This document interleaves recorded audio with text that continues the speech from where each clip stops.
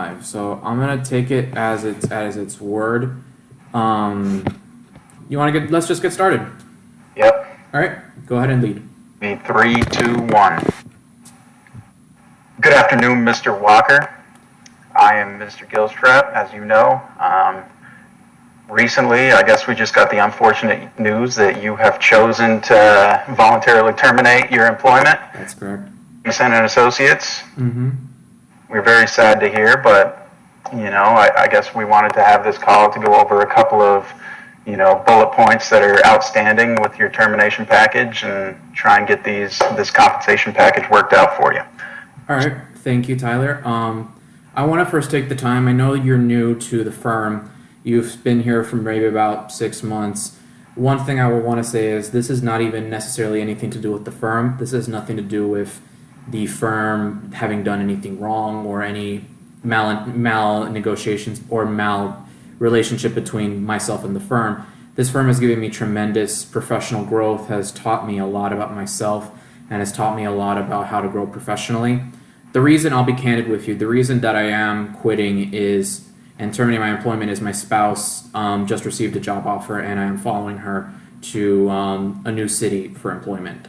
So if it were only for that reason alone am I choosing to quit.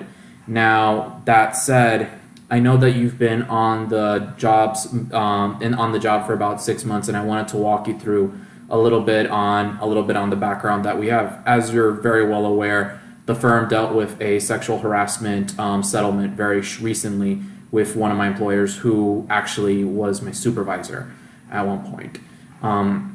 The sexual harassment case was settled, but I know that puts a little bit of a dark cloud over my situation, especially given the last performance evaluation that I received. I wanted to start off with that because I know that given that scenario, I know that there's a lot of gray area, and I wanted to see if perhaps we can address any concerns that you may have about my file at this point. So yeah, well, first off, congratulations to your wife for the new job. That's amazing, right? Mm-hmm. It's always good. And I did read your file. I have seen your evaluation performance and, was curious. It sounds like you feel like that was not an accurate evaluation of your last 12 months of performance. I would definitely agree with that. The issue is and you probably can see my historical files over the past few years. My performance has been pretty much on point and exceeding expectations. The last performance review was less than stellar, but I want to say that I think that a lot of that had to deal with the associate that we settled with in terms of sexual harassment. I don't want to place the blame, but I do think it's worth throwing that evaluation out, considering the circumstances regarding the employee. I think from the standpoint of both myself as well as the firm, I think it would be in the best interest of both parties to move forward and not dwell on any of the work and any of the outstanding comments that may have been issued by the associate. Yeah, well, to speak frankly, right, I don't think that suit has anything to do with your compensation package. So I think we can leave that to the side and move forward with the 2 bullet points that we have. Wonderful. So as we know, today is November 15th, based on the current circumstances. Wink. So bottom line is my wife doesn't begin her employment until January, but however, I would like to terminate my employment as of the 15th of December.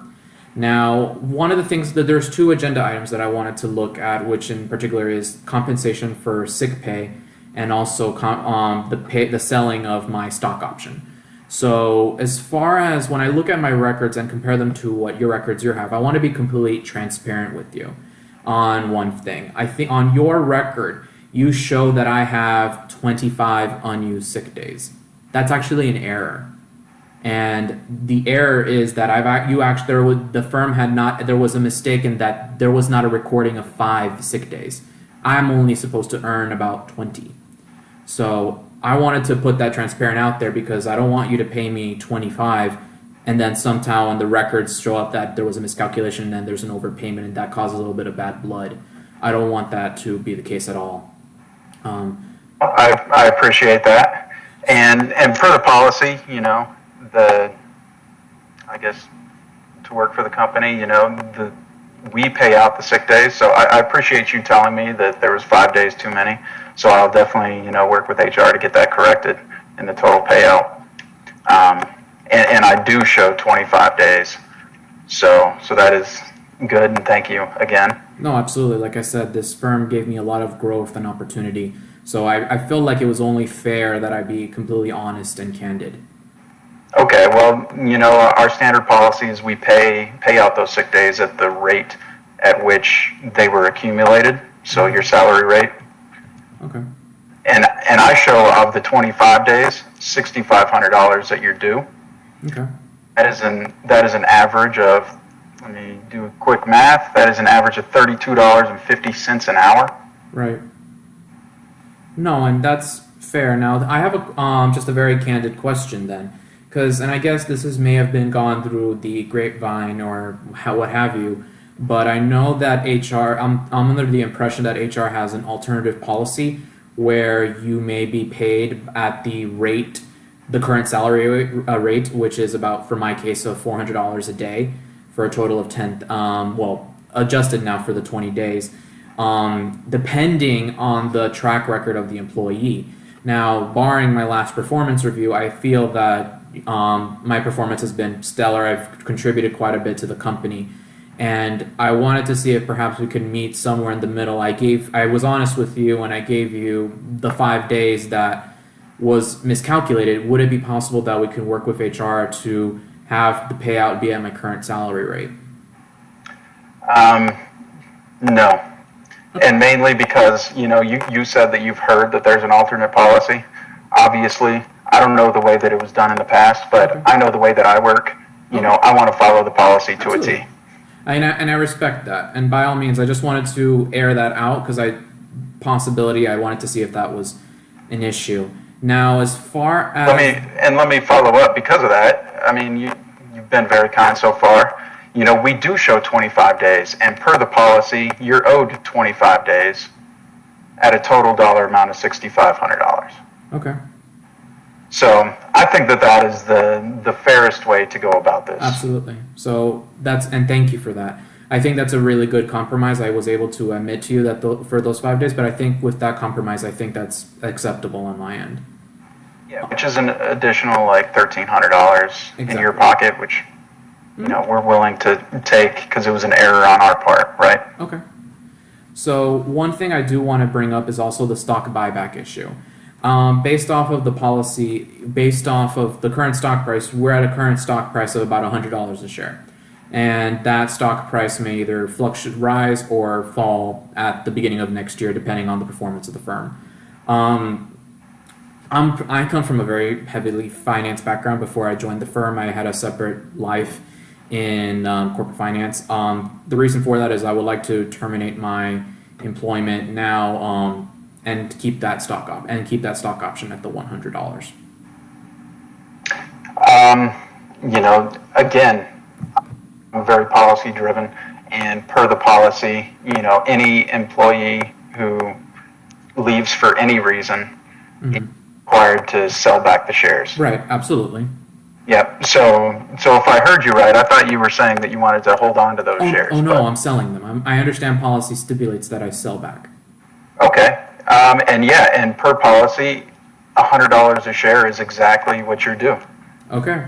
So then I will definitely say that that's what I'm looking for. I think that's per the contract and per the policy, and really I'm not one to take much risk. I know that the firm, I believe the firm is actually heading to much bigger heights in 2017, but being the finance person that I am, I don't like taking that risk, especially since it's calculated by December 31st.